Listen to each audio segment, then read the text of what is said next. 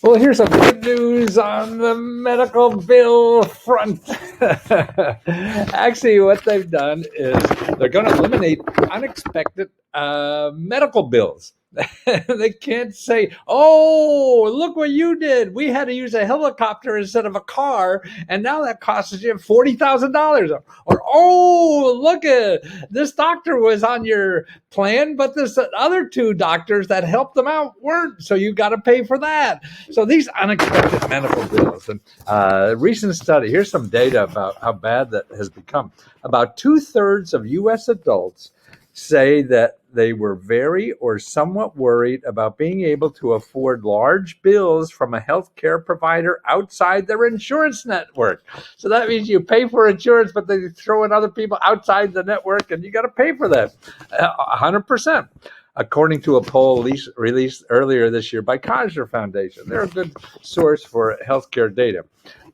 Worry about such bills excuse me, worry about such bills exceeds concern about affording prescription drugs or other parts of their healthcare insurance. So they worry more about unexpected bills than anything else, such as deductibles or monthly premiums.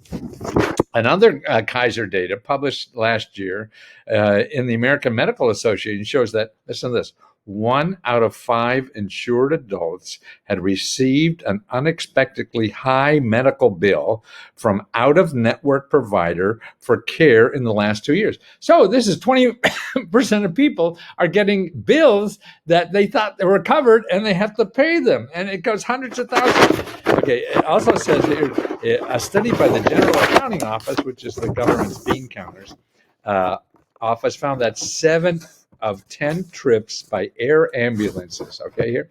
In other words, they took a helicopter to get you somewhere. 70% of those trips of seriously ill patients were never chosen by the patient. So, or the insurance network. Nobody chose it. So they take you to the hospital in a helicopter. Nobody said they'll pay for it, but you got to, man. And so you don't know your options. So here's what happens. The rules start in January. And it's the first of a series of coordinated steps that 4 federal agencies are required to set up. Okay.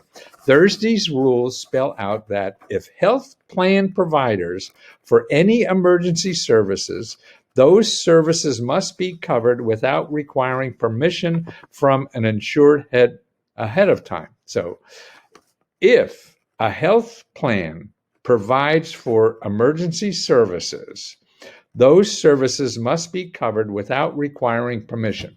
So, in other words, you're saying, "Hey, you have emergency services in your healthcare plan." So, any service they provide has to be covered. Oh, you didn't say yes to this, so we can't cover you. So, I mean, that's what's going on. So, this is going to be covered, and it's going to start in January.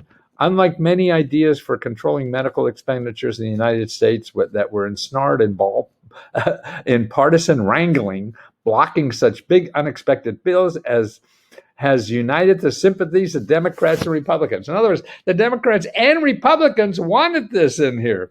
It's called the No Surprises Act. No surprises. You're sick as hell. That's the surprise, and then the health insurance industry tries to get you, doesn't it? Now, actually, what they're saying about this is the most meaningful thing that has been done to healthcare since the passage of the Affordable Care Act. So, No Surprises Act. So start acting on that, because you're not going to get surprises, but not until January. So keep watching for that. Otherwise, man, you want to know everything that is going to be paid. I remember one of my pregnancies, we're going into the hospital, into the operating room for the pregnancy, and the anesthesiologist is there. And I'm asking him, "What's the price for you guys doing this?" He wouldn't tell me. He wouldn't tell me the price. I got to pay for it. Hocus pocus. That's as long as they can keep a hocus pocus, then you won't ask. Don't ask, don't tell. That's in the price of healthcare too. You're not supposed to ask, and they're not supposed to tell, right? Maybe that will change. Okay.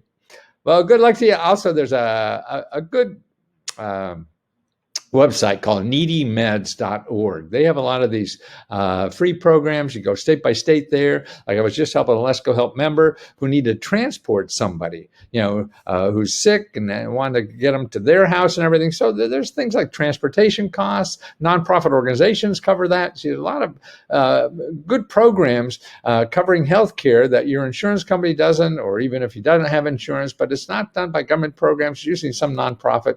And this needymeds.org, they keep track of a lot of this stuff. You're looking for free dental care or clinics that have sliding scale or free, all that kind of stuff. It's a great source. They do a lot of good research. I'm always looking for people who research better than me. They do healthcare better than I'll ever do.